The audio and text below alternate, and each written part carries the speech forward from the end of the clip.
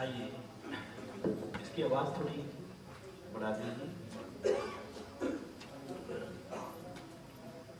Hello hello, ठीक है। पहले मंत्रोच्चारण करेंगे, मन से बोला जाएगा, पश्चात आप अनुकरण करेंगे।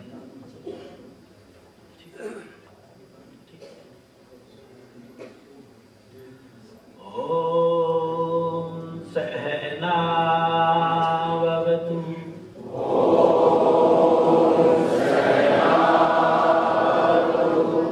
सहनो भुनक्तु सह वीर्यं करवावहै तेजस्विनावधीतमस्तु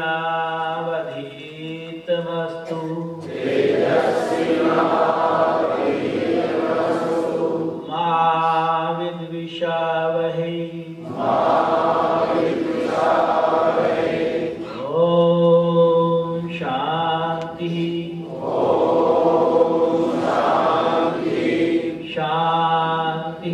शांति शांति। हे परम पिता परमेश्वर, आप हम सभी की साथ साथ रक्षा करें। हम सभी साथ साथ विद्या को प्राप्त करें। हम सभी को विद्या प्राप्ति का सामर्थ्य प्राप्त हो। हम सभी की विद्या तेजस्वी हो। हम कभी भी एक दूसरे के विरोधी ना बने। सभी को आदिभौतिक आदिदैविक एवं आध्यात्मिक तीनों प्रकार की शांति प्राप्त हो। मातृशक्ति आदरणीय बंधु हो, 3 दिवसीय ध्यान शिविर के तीसरे दिन में आप सबका हार्दिक अभिनंदन है। हम आशा करते हैं कि सन्मार्ग की ओर बढ़ने के लिए जो हम प्रातः योग में सत्संग करते हैं, योग पर चर्चा करते हैं, अच्छी अच्छी बातें सुनते हैं, इनसे हमारे जीवन में अवश्य बदलाव आएगा। और हमारे जीवन में ही बदलाव नहीं आएगा, समाज में बदलाव लाने में भी यह सहयोगी साबित होगा। पिछले 2 दिनों में हमने जो चर्चा की, सर्वप्रथम विषय आया कि अष्टांग योग की साधना क्यों करें, और उसके 9 कारण बतलाए गए, जिन कारणों से अष्टांग योग की साधना या उसका अनुष्ठान जीवन में प्रत्येक साधक को करना चाहिए। पश्चात हमने जाना कि अष्टांग योग की साधना जब हम करते हैं तो हमारे भीतर कौन से गुण विकसित होते हैं, कैसे हम सन्मार्ग की ओर बढ़ते हैं, वो कौन सी विशिष्टताएं हैं जो मेरे भीतर विकसित होने लगती हैं। पश्चात कल हमने यमों पर चर्चा की थी कि अहिंसा, सत्य, ब्रह्मचर्य और अपरिग्रह थोड़ा थोड़ा जीवन में समय रहते अगर इनका अनुष्ठान किया जाए तो कैसे मेरा जीवन अच्छा बनता है, सार्थक बनता है। और पश्चात एक शब्द आया था महाव्रत, जिसका अर्थ था त्याग वृत्ति। जब हम देश, जाति, काल, समय से ऊपर उठ करके यमों का अनुष्ठान करते हैं, हम उनका पालन करते हैं, उनका आचरण करते हैं, उनको जीवन में धारण करते हैं उनका, तो इससे मेरा महाव्रत जीवन में उतरने लगता है। जब मैं इन्हें समय की सीमा में, स्थान की सीमा में, देश की सीमा में, जाति की सीमा में, धर्म की सीमा में बांध देता हूं तो उसे त्याग वृत्ति नहीं कहते। एक बड़ा अच्छा उदाहरण दिया था कि आप मदिरा सेवन करते थे, आपने मदिरा सेवन को त्याग दिया, लेकिन उसमें आपने कहा कि मैं मंगलवार को त्याग रहा हूं। त्याग दिया सप्ताह में एक दिन, मैं इस जगह पर ये काम नहीं करूंगा, इस धर्म के प्रतिकूल ये कार्य नहीं करूंगा, इस समय के प्रतिकूल ये कार्य नहीं करूंगा, इस जाति के प्रतिकूल ये कार्य नहीं करूंगा। इसे महाव्रत ने कहा है। महाव्रत के लिए ये बहुत उच्च कोटि का तत्व बताया गया। आज हम जानेंगे कि जीवन में नियमों को क्यों धारण किया जाए, उनका क्यों अनुष्ठान किया जाए, नियम है क्या, नियम है क्या। आगे जाकर के इसी योग दर्शन के द्वितीय खंड में, जिसे हम साधन पाद के नाम से जानते हैं, कल आपको पुस्तक दिखाई गई थी हरे रंग की, योग दर्शन खंड 2, जो बहुत सुंदर पुस्तक है, दृष्टांतों के ऊपर उसमें समझाने का प्रयास किया गया है कि एक एक यम, एक एक नियम, आसन, प्राणायाम, प्रत्याहार की साधना जब हम करते हैं तो हमारे जीवन में हमें क्या क्या सिद्धियां प्राप्त होती हैं, स्वतः प्राप्त होती हैं। हमें उनका लोभ नहीं करना, लालच नहीं करना। जो जीवन में स्वभावतः आता है वास्तव में वही धारणा कहलाती है, और जो स्वभावतः नहीं आता, डर के मारे आता है या किसी अन्य कारण से आता है, तो वो आपके जीवन में सच है। आपने शराब छोड़ दी लेकिन बीमारी के डर से छोड़ी, तो उसको छोड़ना नहीं कहते। छोड़ना वो होता है कि भीतर से वो संस्कार खत्म हो गए, स्वभाव से अब वो काम करने लगे, उसको बोलते हैं नियम। किसे कहते हैं? महर्षि पतंजलि लिखते हैं सूत्र 32 में, शोच संतोष तपः स्वाध्याय ईश्वर प्रणिधानानि नियमः। शोच संतोष तपः स्वाध्याय ईश्वर प्रणिधानानि नियमः। ये 5 नियम होते हैं, शोच, संतोष, तप, स्वाध्याय, ईश्वर, प्रणिधान। इसके बारे में थोड़ा थोड़ा जानने का प्रयास करेंगे। बहुत सुंदर विषय होगा ये, क्योंकि जब साधक पहली बार संस्थान से जुड़ते हैं और केंद्रों में आते हैं, उनको अगर हम यम और नियम पढ़ाएं तो वो पढ़ने वाले नहीं हैं। उनको कहेंगे आप आओ, आपको सच बोलना सिखाएंगे, भाग जाएंगे, हमारे साथ थोड़ी जुड़ेंगे, नहीं जुड़ेंगे। लेकिन जब हम जुड़ जाते हैं तो इन चीजों का असर, अच्छी बातों का असर हमारे व्यवहार में कहने से नहीं आता, अंदर से बदलता है इंसान वातावरण के मुताबिक, तब ये जीवन में चीजें आने लगती हैं। आइए इनके बारे में थोड़ा थोड़ा समझेंगे। शोच किसे कहते हैं? शोच का सही शब्द है सुचिता। क्या है? सुचिता का मतलब होता है साधारण भाषा में सफाई। सफाई का अर्थ है शुद्धता, शुद्धता का अर्थ है पवित्रता। ये सारे पर्यायवाची शब्द हैं। मुझे अपने हम सफाई का मतलब सिर्फ झाड़ू पोछे को लेते हैं। झाड़ू पोछे की सफाई से तो कमरे की सफाई हो जाएगी। प्यारे, जिस कमरे का मालिक बना करके उस ईश्वर ने तुझे धरती पर भेजा, अगर तूने अपने उस भीतर के मलों की सफाई नहीं की तो सारी सफाई बेकार है। बहुत गहरा शब्द है सुचिता, शोच।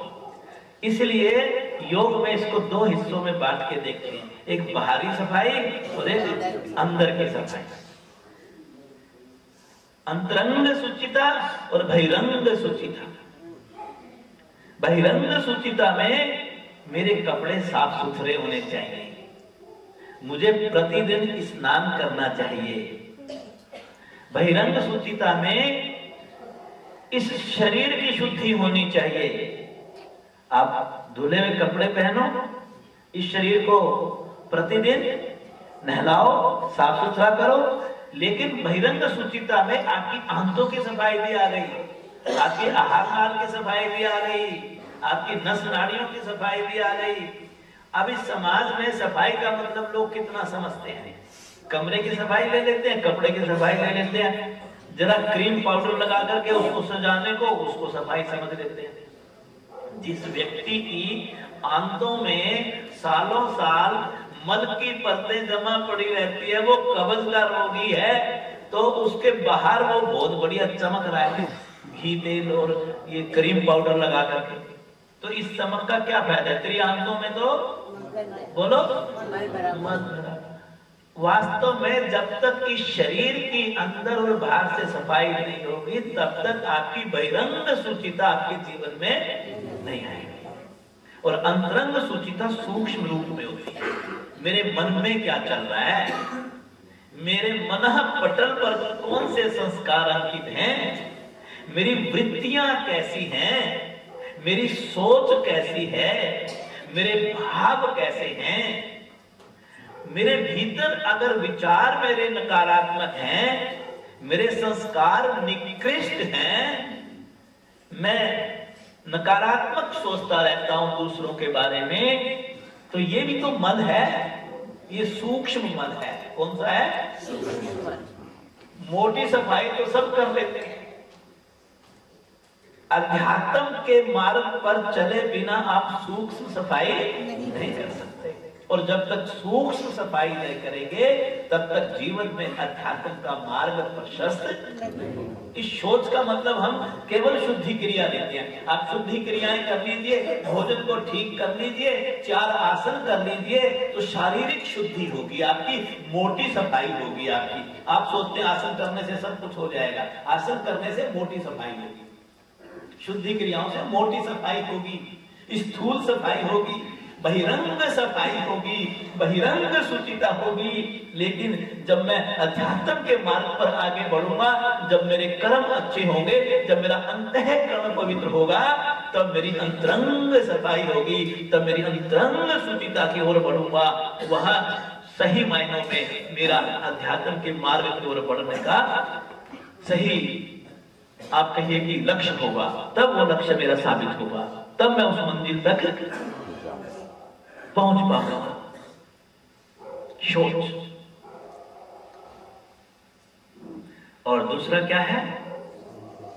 संतोष। जो ईश्वर ने मुझे दे दिया, जो मैंने अपनी मेहनत से अर्जित कर लिया, जो मैंने कड़ी मेहनत से जो कमा लिया, जो मैंने अपनी जरूरतों के लिए पा लिया, जब मैं उसको पाकर के संतुष्ट हो जाता हूं, उसे संतोष कहते हैं। और एक बात समझ लेना, जो व्यक्ति संतोषी होता है, संतोष से बड़ा इस धरती पर कोई धन नहीं है। 2 चीजें जीवन में जरूर आएगी संतोषी व्यक्ति की। एक तो उसका टाइम बचेगा। क्या बचेगा? क्योंकि वो भाग दौड़ में ज्यादा फिर विश्वास नहीं करेगा। दूसरा, उसकी ऊर्जा बचेगी, शारीरिक ऊर्जा भी और मानसिक ऊर्जा भी।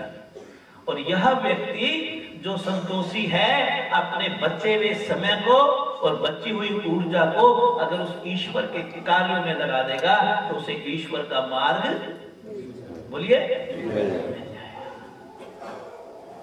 संतोषी व्यक्ति के लिए बहुत बढ़िया बात यह है कि वो जब टाइम और ऊर्जा, 2 चीजें, समय और ऊर्जा, जो उसकी एनर्जी है, आप दिन भर कमाइए लेकिन रात को आप टाइम पर सो गए, संतोषी। आपने कहा भगवान ने जो मुझे दे रखा है वो बहुत बढ़िया है,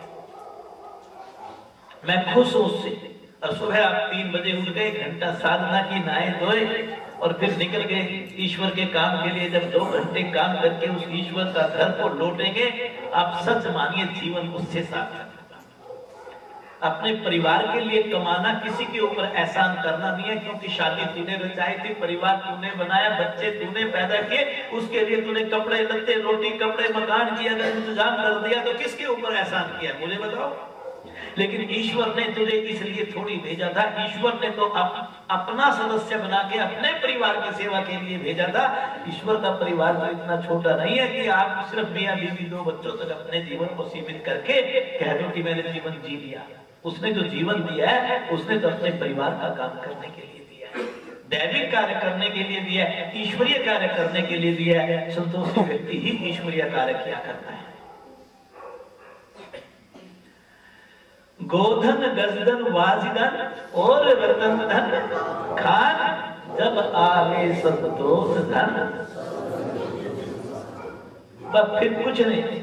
आपके पास कितने बड़े पद हो, आपकी कितनी तिजोरी नोटों से भरी हुई हो, आपकी समाज में कितनी प्रतिष्ठा हो, आपके पास कितने हीरे ज्वारात भरे पड़े हो, लेकिन जिस दिन जीवन में संतोष धन आ जाएगा, ये सब मिट्टी समान हो जाएगा, नगण्य हो जाएगा, इनका तेरे जीवन में कोई महत्व नहीं। आप जीवन का मूल्य, जीवन का अर्थ, जीवन की सार्थकता समझ में आने लगेगी। दाता इतना दीजिए जामे कुटुंब समाए, मैं भी भूखा ना रहूं, साधु भी भूखा न जाए। अगर ईश्वर, और आप जितने यहां बैठे हैं, हम सच्चे मन से आंखें बंद करके उस ईश्वर को साक्षी बना करके पूछिए अपने आप से, जो ये आखिरी 2 लाइन है, इसमें ईश्वर ने हमारे जीवन में क्या कमी छोड़ी हुई है? क्या ईश्वर ने हमें इतना नहीं दिया? अगर इतना दे दिया तो मैं ईश्वर का कार्य क्यों नहीं करता? क्यों नहीं मेरे जीवन में संतोष है?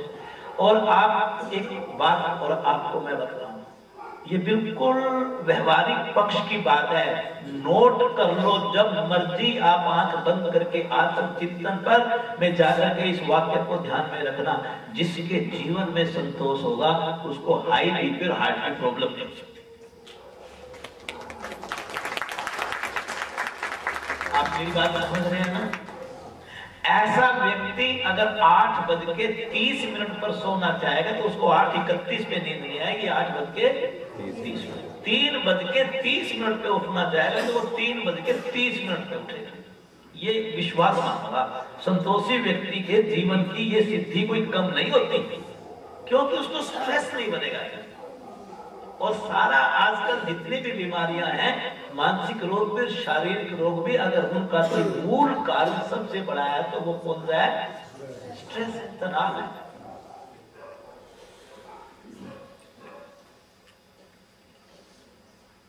एक उस दृष्टांत सुना है इसके ऊपर, संतोष के ऊपर। आपको अच्छा लगता है? आप तो समझे, आज तो 15 मिनट एक्स्ट्रा दोगे आप, आज आराम से तसल्ली से बातचीत करेंगे आपसे। एक बादशाह अपनी जनता का बड़ा ध्यान रखता था, और उसके सामने अगर कोई फकीर मांगने के लिए आता था तो कभी खाली हाथ, भरपेट वो लोगों की मदद करता था। तो एक बार एक फकीर, बादशाह का नाम था आसफ उद्दौला, सामने लिखा है आसफ उद्दौला। एक फकीर आया और उसने उसके सामने, उसने सोचा कि तू बादशाह की प्रशंसा कर दे, तेरे को कुछ ज्यादा दे रहा।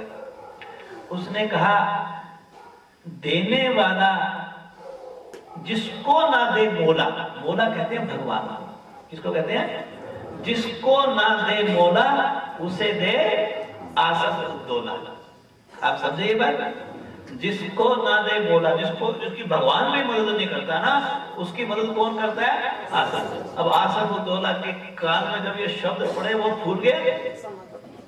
उसने कहा, देखा ये कितना अच्छा फकीर है, मेरे को कहां पहुंचा दिया। तो उसने क्या किया, उस फकीर को एक तरबूज भेंट कर दिया। क्या कर दिया? तरबूज लेते, और फकीर बड़ा दुखी हो गया कि मैंने इतनी बड़ी प्रशंसा की, कोई असरफी नहीं दी, कोई पैसा धन दौलत नहीं दिया, और मेरे को क्या दे दिया? एक और तरबूज लेके दुखी मन से वो चल दिया। चलते चलते एक पेड़ के नीचे बैठ के सर पकड़ लिया कि आज राजा ने तेरे साथ धोखा किया, कुछ नहीं दिया। क्या है?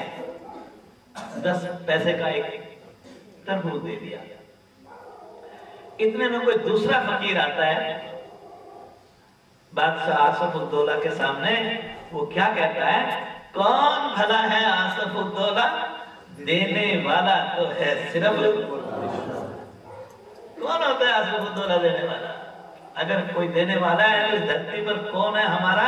वो ईश्वर। अब राजा को, बादशाह को अच्छा नहीं लगा। उसने कहा, अच्छा ये बात मैं कहता।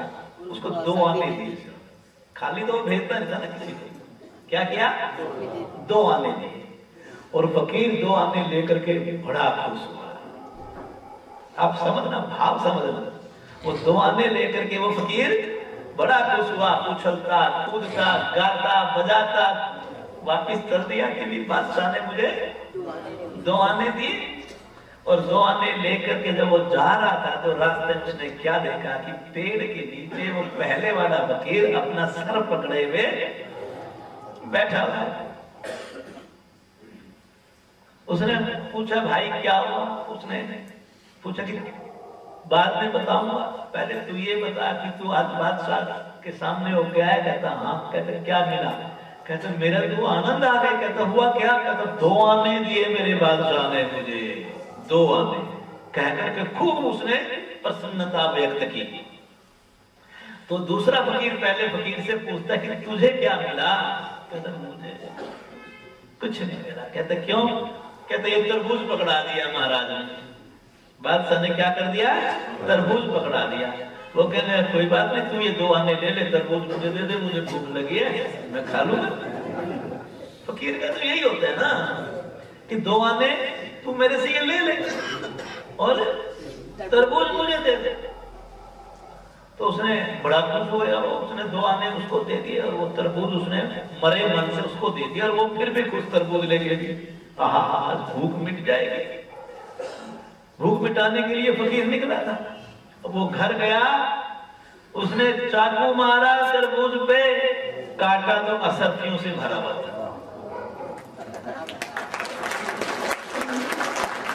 तरबूज असरफियों से भरा था। वो दूसरा फकीर माला माल हो गया। अब वो जो पहला फकीर है वो 2 आने तक सिमट, वो जो समझ गया ना कहां पे सिमट गया? 2 आने पे सिमट गया। अगले दिन फिर फकीर का फकीर मांगने निकला और फिर वो जाकर के उसने कहा जिसको ना दे मोला उसे दे आसफ उद्दोला। तो बादशाह बोला इधर क्या कर, इधर आ।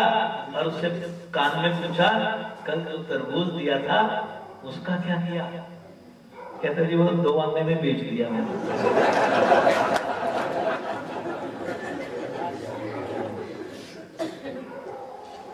भाव को समझना, भाव कि उसको मैंने 2 आने में बेच दिया।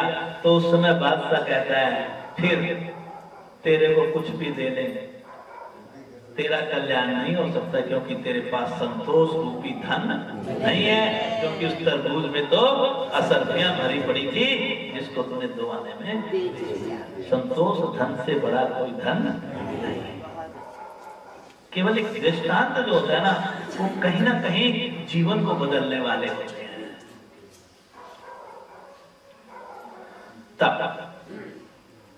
तप का मतलब क्या होता है? वशीकरण। तप का सही अर्थ क्या है? वशीभूत कर लेना। जिस दिन मैं अपने इस शरीर को, अपने मन को, अपनी इंद्रियों को अपने वशीभूत कर लूंगा, उस दिन सच्चा तप मेरे जीवन में आ जाएगा। तब मान अपमान, भूख प्यास, सर्दी गर्मी, अमीरी गरीबी, लाभ हानि, इनमें मुझे संतुलन बनाना आ जाएगा। सम अवस्था मेरे जीवन में आ जाएगी। उसे तप कहते हैं। तप को आगे समझाने के लिए 3 हिस्सों में बांटा गया है। वाचिक तप, पहले शारीरिक तप, फिर वाचिक तप और फिर मानसिक तप। कितने हिस्सों में बांटा? 3। पहले कौन सा? शारीरिक। शारीरिक तप का मतलब है इस शरीर को अपने वश में कर लेना। इस शरीर को अपने वश में कर लेना। गीता में देखिए कि ये सूत्र आता है कि शरीर को बस इस ऊपर कुछ है ही नहीं। जिसके जीवन में ये आचरण में आ गया शारीरिक तप उसने पा लिया। क्या? युक्त आहार विहार से युक्त चेष्टस्य कर्मशु युक्त स्वप्नावबोधस्य योगो भवति दुःखः। अर्थात जब व्यक्ति का भोजन ठीक होता है, उसका व्यवहार ठीक होता है, उसके कर्म ठीक होते हैं और उसकी निद्रा ठीक होती है, जिसके जीवन में ऐसा योग आ जाता है, क्या उसका भोजन ठीक हो, उसका व्यवहार ठीक हो, उसके कर्म ठीक हो, उसकी निद्रा ठीक हो, तो समझ लेना कि उसके जीवन में कोई दुख आ नहीं सकता। शारीरिक दुख उसको कभी सता नहीं सकता, क्योंकि शरीर का दोष इनमें से कहीं ना कहीं गड़बड़ी होगी। आप इनको अपने वश में कर लीजिए, इनके ऊपर अपना नियंत्रण कर लीजिए, तो आपका शारीरिक तप जीवन में आ जाएगा। वाचिक तप, वाचिक तप होता है वाणी का तप। किसका तप? वाणी का। पहले तोलो, बोलो, बाद में बोलो, पहले तोलो बाद में बोलो। हर शब्द मंत्र है। कब बोलना है, क्या बोलना है, कितना बोलना है, किसके लिए बोलना है, क्यों बोलना है, अगर आपको पता है, ये कला आप जानते हैं, तो वाणी का तप जीवन में आ जाएगा। जहां कम बोल करके गुजारा हो सकता है, तो वहां कम बोल करके गुजारा कर लीजिए। कई बार भाषा सख्त भी अच्छी होती है, बच्चा नहीं मान रहा है, आपने सख्त शब्दों में भी समझाना पड़ता है। आपका कर्मचारी काम ठीक से नहीं कर रहा है, आपको सख्त भाषा में भी उसे काम लेना पड़ सकता है। पर यह परिस्थितियों पर निर्भर करता है। हर वक्त आपकी वाणी ठीक नहीं होगी, आपकी वाणी दूसरे को नुकसान पहुंचाने वाली होगी, आपकी वाणी में कटुता होगी, तो वो आपके संबंधों को बिगाड़ देगी और आपके जीवन पर बुरा असर डालेगी। और अगर आपकी वाणी शांत होगी, मधुर होगी, प्रिय होगी, भले वाली होगी, तो वो आपके संबंधों को, बोलिए, अच्छा बना देगी। एक छोटा सा दृष्टांत बतला दें। कल सास बहू का सुनाया था या परसों सुनाया था? तो फिर तो एक दिन हो गया ना, बीच में आज एक और सुना सकते हैं। एक सास और बहू की तकरार बहुत हुआ करती थी। सास बहू को अपना रोब झाड़े बिना नहीं रहती थी और बहू से जवाब दिए बिना नहीं रहती थी। लेकिन बहू के मन में एक बात चलती थी कि सास मेरी बड़ी है, मुझे इसको जवाब, पर फिर भी जवाब, क्योंकि वो सास भी थोड़ा रोब ज्यादा मारती थी। तो वो अपने गुरुजी के पास गई बहू, और उसने कहा कि मेरी सास मुझे बहुत कटुता के शब्द बोलती रहती है। तो उसने कहा बेटा तू जवाब मत दिया कि गुरुजी जवाब दिए बिना मैं नहीं रहती, और झगड़ा होता रहता है। आज आपकी शरण में आई हूं, आप मुझे इसका कोई इलाज बताओ, उपाय बताओ। तो उस समय गुरुजी बोले कि बेटी मैं इसका इलाज तो बता सकता हूं, पर तू कर नहीं पाएगी। तो उस समय उसने कहा कि नहीं गुरुजी, मैं आई इसलिए हूं, आप जैसे कहोगे मैं वैसे करूंगी, मैं आपको वचन देती हूं। और गुरुजी ने वचन लेना था करवाने के लिए। अब गुरुजी ने वचन ले लिया, तो गुरुजी ने कहा कि तुम ये बोतल मेरे से ले जाओ, इस बोतल में सुबह पानी भरना है आपको, और बोतल अपने साथ रखनी है। फिर कि जैसे तेरी सास को गुस्सा आए और वो तेरे को गलत बोलना शुरू करे, तूने इस बोतल के पानी को मुंह में भरना है, और मुंह में भर के उसको निगलना नहीं है, पानी को ना बाहर देना।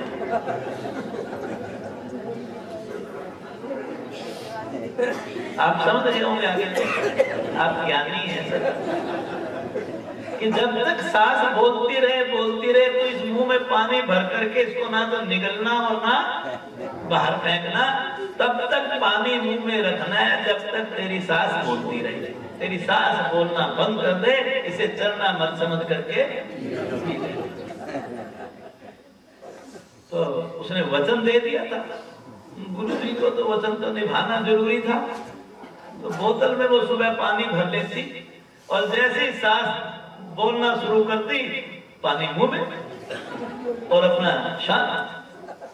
सास बोल बात के चुप हो जाती। एक दिन गुजरा, 2 दिन गुजरा, अब सास के भी पेट में दर्द होने लगा। 15 दिन गुजर गए, झगड़ा नहीं हुआ और जवाब नहीं मिला। और 15 दिन के बाद सास ने बहू से पूछा कि बेटा ये बता कि तू मेरी बातों के जवाब देती क्यों? तो उस समय उसने कहा कि माँ, मैं गुरुजी के पास गई थी, हर रोज झगड़ा हुआ करता था और मेरे को उन्होंने ये मंत्र दिया, तो मैंने इस मंत्र का पालन किया और घर में झगड़ा होना बंद हो गया। वाणी का संयम। किसका संयम? मौन की साधना से बड़ी कोई साधना नहीं होती। तो इसमें ये बात भी तो आ जाती है ना, जब पति पत्नी आपस में झगड़ा करें, होता है ना, सारे बड़े हैं, बड़ी अच्छी राय दे रहा हूं। पति पत्नी आपस में जब झगड़ा करें, पति को लगे कि पत्नी को क्रोध आने वाला है, तो पति शांत हो जाए, उल्टा भी कर लेना। वाणी का संयम घर में बहुत बार अनावश्यक क्रोध और अशांत वातावरण उत्पन्न करने से बचाव पक्ष का कवच का काम करता है। किसका काम कर रहा है? मानसिक तप होता है। मानसिक जो भीतर हमारे बुरे विचार चल रहे होते हैं उनको खत्म करना मानसिक तप होता है। बुरे विचारों को अच्छे विचारों में बदल देना मानसिक तप होता है। अब जब हम ऐसा सत्संग करेंगे तो क्या विचारों में परिवर्तन नहीं आएगा? आएगा। इससे भी बड़ा एक शोच, संतोष, तप, स्वाध्याय। स्वाध्याय जो है ये चौथा ऐसा नियम है, इसको जीवन में हमें जरूर धारण करना चाहिए। स्वाध्याय का असली अर्थ है अपना अध्ययन। स्वाध्याय अपना अध्ययन। हम पुस्तक पढ़ने से मतलब नहीं है, अपने को जानना, मैं कौन हूं, कहां से आया हूं, क्यों आया हूं, अपने भीतर उतरना, अपने से बातें करना। दिन में जरूर कुछ समय ऐसा निकालो जिसमें कि हम आत्मचिंतन करें। भारतीय योग संस्थान ये बात बार बार कहता है कि रात्रि में सोने से पहले 5 मिनट आत्मचिंतन करो।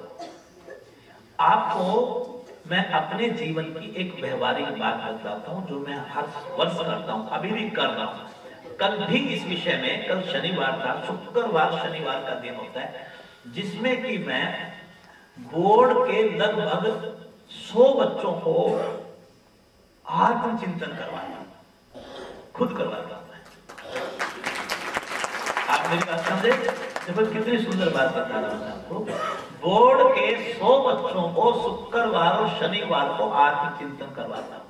तो उनसे मैं कल प्रश्न पूछ रहा था कि भी आपको ये समझाया गया था कि रात्रि में आप आत्मचिंतन प्रतिदिन, जब तक आपका बोर्ड का आखिरी पेपर ना हो, आपने ये करना है। और आत्मचिंतन में उनको कुछ बातें बताते हैं कि आप संतुलित पढ़ाई करते हो कि नहीं, आप सैंपल पेपर कर रहे हो कि नहीं, आपने 24 घंटे में व्हाट्सएप पे कितना टाइम गुजारा, नेट पे कितना, आपने दोस्तों के साथ टाइम कितना बर्बाद किया, टेलीविजन पर कितना टाइम बर्बाद किया, आपने अनावश्यक अपने समय को बर्बाद कहां किया, कितने घंटे आपने सेल्फ स्टडी को दिए, एक एक सब्जेक्ट के बारे में सोचना।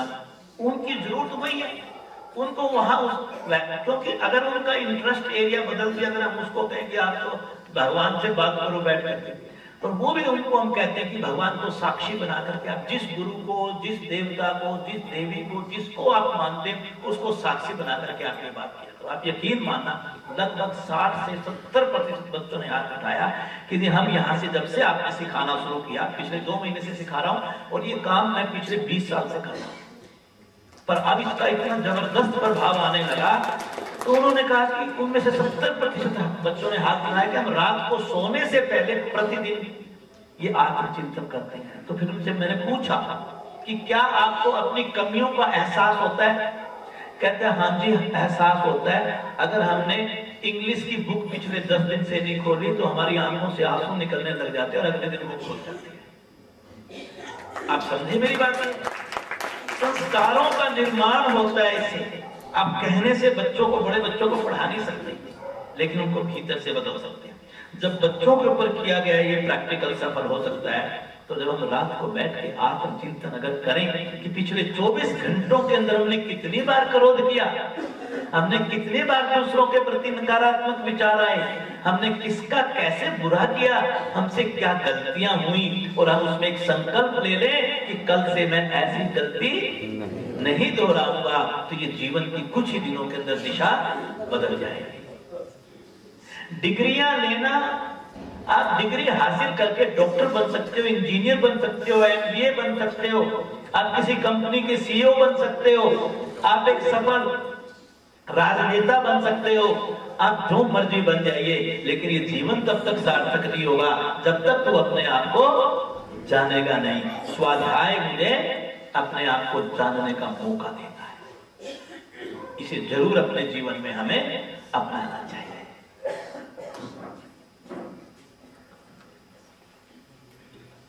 ईश्वर प्रणिधान, ये 5वां नियम है हमारा। ईश्वर प्रणिधान का मतलब होता है ईश्वर को समर्पित कर देना। क्या समर्पित कर देना? आप कल्पना करो कि आपका अपना है क्या? आपका शरीर अपना है, आपका मन अपना है, क्या है आपका? आप तिजोरी और नोटों को इस शरीर से कमा करके अपना बतलाते हो, जब ये शरीर अपना नहीं तो आपकी तिजोरी आप कैसे हुई? जब भी मैं कोई काम करता हूं, ये भूल जाइए कि मैं करता हूं ना।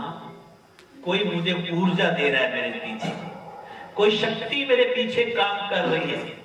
वो ईश्वरीय शक्ति अगर मेरे साथ ना होती तो ये जीवन जीना मेरे लिए संभव नहीं होता।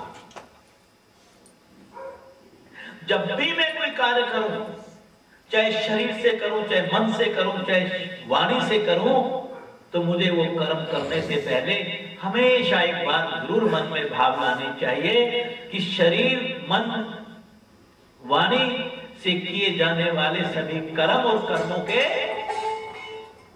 कर्मों के फल, ये सब हे ईश्वर तुझे समर्पित है। मेरे अंदर कहां इतनी मेरी औकात है, मैं कुछ कर सकता हूं? अगर देशराज जी ये सोचे कि आकर के मंच के ऊपर मैं 600 अपने प्यारे साधकों का मार्गदर्शन करता हूं, तो ये 100% देशराज जी का अहम उसको कहलवा रहा है, उसके मन में भाव ला रहा है। उसकी औकात ही नहीं कि वो मार्गदर्शन कर दे। मार्गदर्शन अगर आपका कोई कर सकता है तो वो ईश्वर कर सकता है, वो करवाता है। उसने हमें रेडियो में जैसे स्विच ऑन करते हैं तो रेडियो बोलना शुरू कर देती है, स्विच ऑफ कर देते हैं तो रेडियो बंद हो जाती है। इसका स्विच भी उसने अपने हाथ में रखा है। एक दिन ऑन किया था, ये जीवन मिल गया था, याद रखना एक दिन उसने इसका ऑफ भी कर दिया। जब तक वो चाहेगा तब तक वो करवा देगा, जो चाहेगा वो करवा देगा। इसलिए हे ईश्वर कि मेरे द्वारा किए जाने वाले सारे कर्म और कर्मों के फल तुझे समर्पित है। एक बार राधा का नाम सुना आपने? कौन थी? कन्हैया की सबसे प्रिय सखी थी। कन्हैया का प्रेम था, कन्हैया का प्रेम था। और एक चंद्रावली थी, वो भी उसकी सखी थी। सब सखियों में सबसे सुंदर चंद्रावली थी। कौन थी? चंद्रावली। सारी सखियां इकट्ठी होकर चंद्रावली के पास गई और चंद्रावली को कहने लगी, चंद्रावली तुझे पता है कि सुंदर तू है सबसे ज्यादा, लेकिन कन्हैया प्यार बोलो राधा से करते हैं। ये सुनते ही चंद्रावली का बीपी 120 से 220 हो गया, सहन नहीं हुआ उससे। तो कहने लगी, सखियों क्रोध में बोली, मुझे नहीं पता कन्हैया किससे प्यार करते हैं, लेकिन मैं कह सकती हूं कि कन्हैया मेरे हैं। दावा ठोक दिया। क्या कहा? कन्हैया मेरे हैं। और सखिया यही उगलवाने के लिए आई थी, और वो ये उगलवाती सारी सखियां इकट्ठी हो गई, कहां पहुंच गई? राधा के पास। और राधा को कहा कि राधा, पता है तुम्हें चंद्रावली क्या कह रही है? कहती है सखी क्या कह रही है? राधा विनम्रता से बोलती हैं, क्या कह रही हैं कि कन्हैया मेरे हैं, ये कह रही है कन्हैया मेरे हैं। तो उस समय राधा जवाब देती है कि सखी मुझे नहीं पता कन्हैया किसके हैं, मैं तो ये जानती हूं कि मैं कन्हैया की।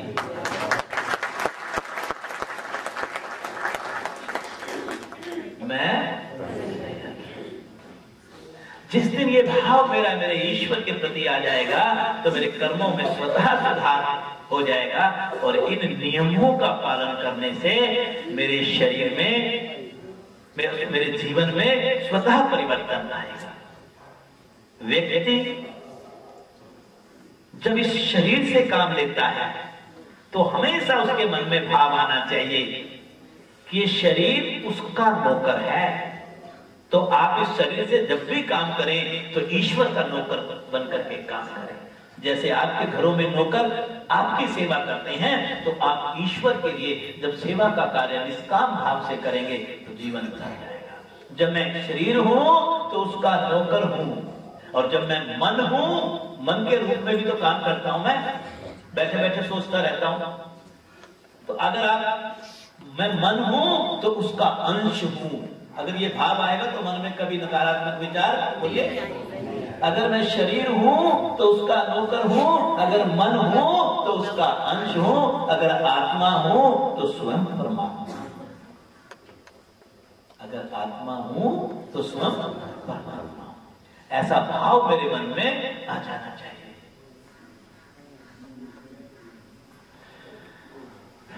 अहिंसा के ऊपर सिर्फ थोड़ा सा आपको बतला करके बात को उसको हम पूरा करने की तरफ भेजेंगे, क्योंकि ये 5 नियम सबके ऊपर महर्षि पतंजलि ने लगभग 10 सूत्र दिए हैं। इतने प्यारे सूत्र दिए हैं जो इस जीवन को बदल सकते हैं। जो मैं अभी पुस्तक की बात कर रहा था, योग दर्शन, जो बड़े वाली पुस्तक है, अपनी अवेलेबल है यहाँ पर, 50 पुस्तकें लेके आए हैं, आप तो 500 बैठे हैं। उन पुस्तकों को पढ़िए, एक सूत्र पढ़िए। उसमें ऐसे जो दृष्टांत आपको सुना रहा हूँ सब उसमें आपको मिलेंगे, वो कोई ऊपर से नहीं आई है। आपके साथ ऐसे बातचीत करके जो मन में भाव आते रहे वो लेखनी बंद कर दिए आपके लिए। अगर वो पुस्तकों में रह जाएंगे और आप उनको पढ़ेंगे नहीं तो बात बनेगी नहीं। वितर्क बाधने प्रतिपक्ष भावना। जब हम यम नियम के मार्ग पर चलते हैं तो हमारे मन में कुछ ऐसे भाव आने लगते हैं कि वो भाव हमें इनकी तरफ ले जाने में हमें परेशानी पैदा करते हैं। जैसे हिंसा कभी व्यक्ति को अहिंसक नहीं बनने देती और हम हिंसा करते रहते हैं। जैसे एक जवाब देता हूं, क्रोध करना हम करते हैं कि नहीं? तो फिर अहिंसक का हुए हम। अगर हम क्रोध करते हैं तो हम हिंसा के जाल में फंसे हुए हैं। हिंसा कभी व्यक्ति को अहिंसा की ओर जाने नहीं देती। अच्छा, अपने मन से सच बोलना है सुबह के समय। क्या हम हमेशा सच बोलते हैं? पूछा बोलो, आज तो सब बोले। तो जब हम झूठ बोलेंगे तो सत्य जीवन में आ नहीं सकता। तो ये वितर्क भाव कहलाता है, ये विपरीत भाव कहलाता है। हिंसा कभी अहिंसा जीवन में नहीं आने देती, झूठ बोलना कभी सत्य का आचरण नहीं करने देते। चोरी हम करते हैं, कल मैंने कुर्ता पजामा बेचने का उदाहरण दिया था, ये तो सारा दिन करते हैं ऐसे काम। मतलब हम चालाक बन करके किसी दूसरे तरीके से दूसरे की जेब से 10 पैसे निकाल के अपनी जेब की तरफ भागते हुए पसंद करते हैं। ये हमारी वृत्ति है, फितरत है ये हमारी, है कि नहीं? तो चोरी करना भी हमारा भाव है। ये मत मानिए, ये कभी मत सोचिए कि हम चोर नहीं हैं, हम चोर हैं। अगर हम वो बातें करते हैं, कम तोलते हैं, झूठ बोलते हैं, दूसरे को झूठ बोल करके ज्यादा कीमत लेते हैं, दूध में मिलावट करते हैं, घी में मिलावट करते हैं। आजकल आप जो बाजार में लाए चीजें, वो आजकल जो सब्जियां आती हैं, इससे बढ़िया चीज तो कोई नहीं होती। उसको भी रात को इंजेक्शन लगा के बेच देते हैं। आप सेब लाओ, सेब को हाथ मारो, ऊपर ऐसे लगे जैसे वैक्स लगाओ, ऐसा नहीं होता? तो ये सब कुछ क्या है? ये हम गलत ढंग से धन कमा रहे हैं, तो ये क्या चीज हुई? चोरी। तो ये हमारा जो स्टे है, स्टे, ये हमें अस्ते की तरफ नहीं बढ़ने देता। इंद्रियों पर हमारी संयम नहीं है तो ब्रह्मचर्य कैसे जीवन में आएगा, आप बताइए। और हम इतना संचय करने पर लगे हुए हैं। हम और आप अगर चिंतन करें इस बात पर कि अगर मेरी उम्र आज 64-65 साल की होगी, मैं 15 साल दे दूंगा, 20 साल दे दूंगा, मैं अपना खर्चा देख लूं, जितनी मेरी रेगुलर इनकम बिना कमाए भी हो रही है, उसी से मेरा खर्चा निकल जाएगा, फिर भी मैं संचय करने की होड़ में जा रहा हूं। तो ये परिग्रह है। तो परिग्रह कभी भी मुझे अपरिग्रह का पालन नहीं करने देता। ऐसे ये कुछ चीजें हैं सामने, आपको दिखा दूं, फिर भी आपको अच्छा लगेगा। मैंने क्या बताया आपको, देखिए बाधा क्या है हमारे जीवन में? हिंसा, जिसकी वजह से मैं अहिंसा का मार्ग नहीं अपना पाता। असत्य, झूठ बोलना, जिसकी वजह से मैं सत्य का मार्ग नहीं अपना पाता। स्तेय, जिसकी वजह से चोरी करना, मैं अस्तेय का मार्ग नहीं अपना पाता। कामेच्छा, जो मुझे ब्रह्मचर्य के पालन करने में रोकती है। परिग्रह, आवश्यकता से ज्यादा जोड़ना, जो मुझे अपरिग्रह के मार्ग पर जाने से रोकती है। मेरे भीतर बाहर सब मल जमा पड़े हैं, असुचिता, नकारात्मक विचारों के जाल में मैं फंसा रहता हूं, जिससे कि मेरा अंतःकरण पवित्र नहीं हो पाता, सुचिता का मार्ग मेरे जीवन में नहीं आ पाता। मैं इतना लोभी हूं, कभी असंतोषी हूं कि संतोष मेरे जीवन में आ नहीं पाता।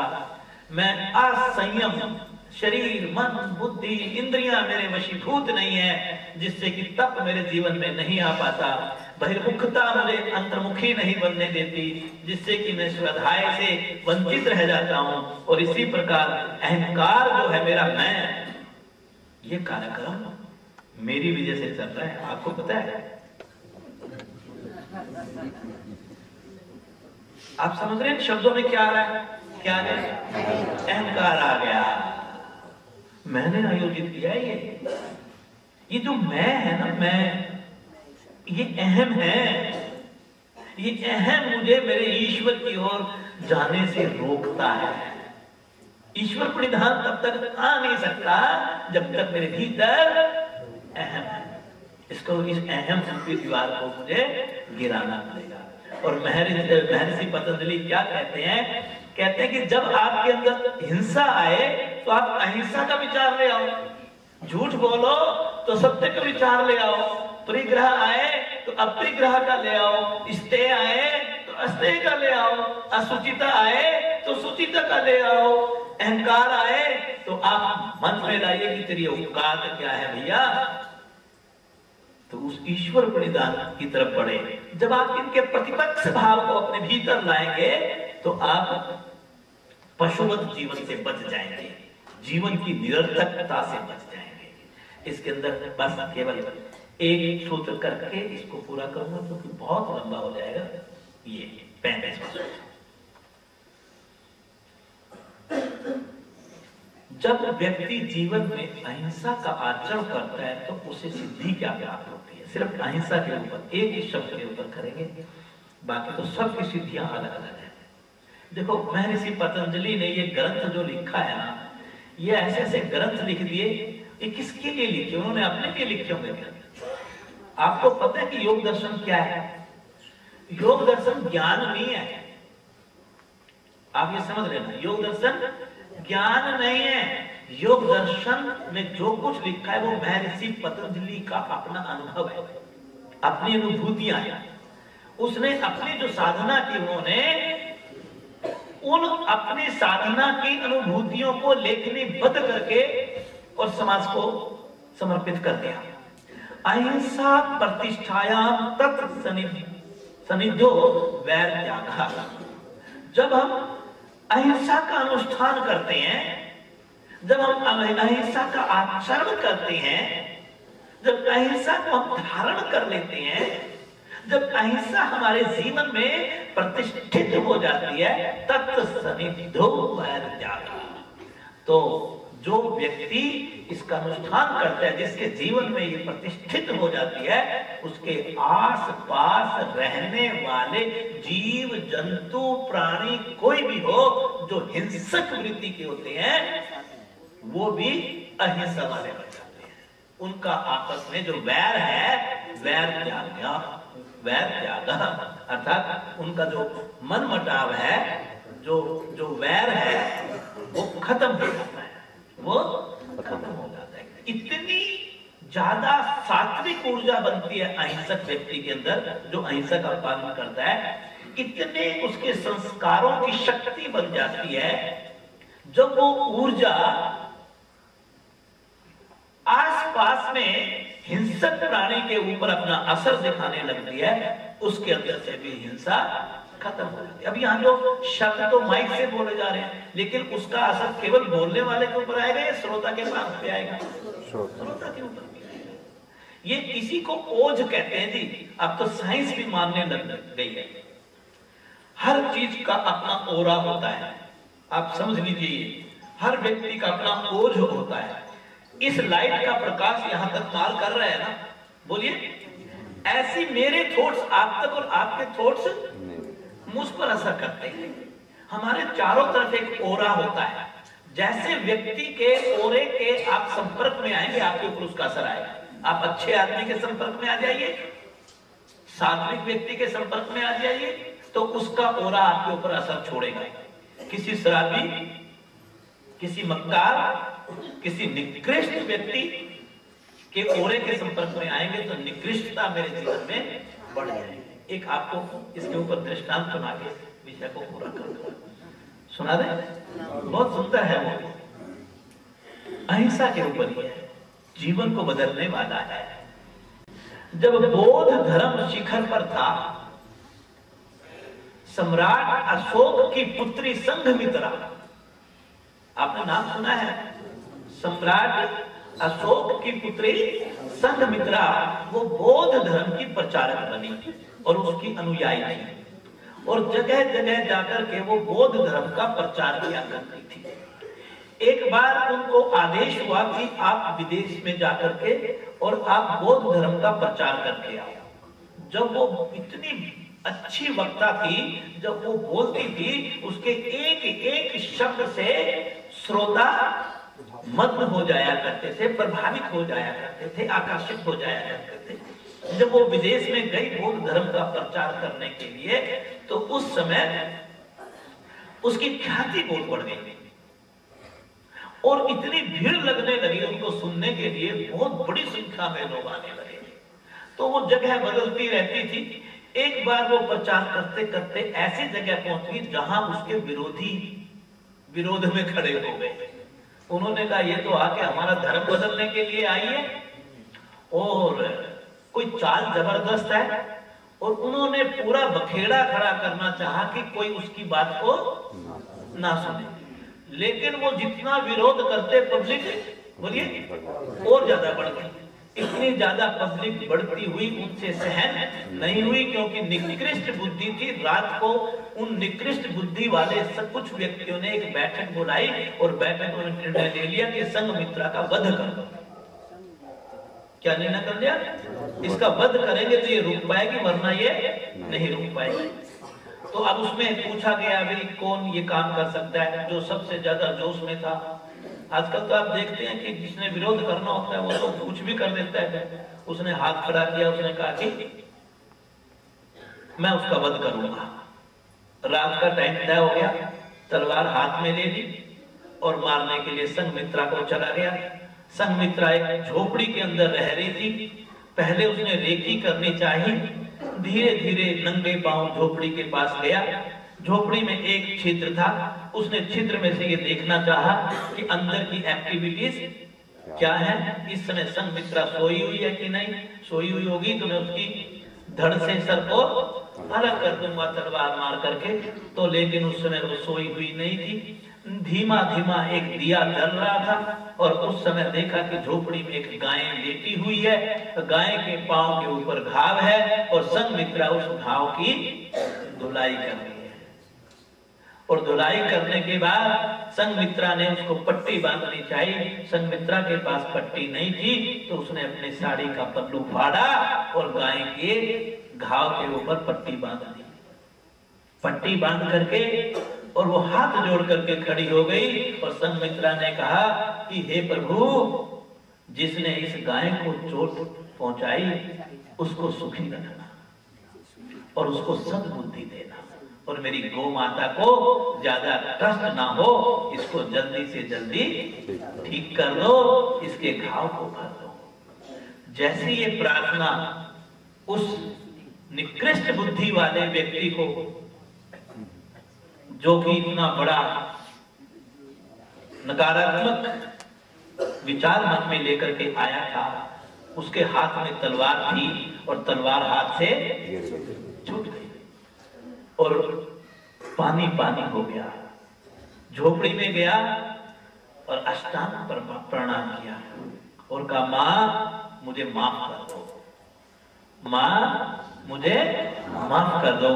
तो उसने कंधे पर हाथ लगाया और कहा कि पुत्र खड़े हो जाओ, मैं किस बात की माफी मांगते हो, क्या गलती की है तुमने?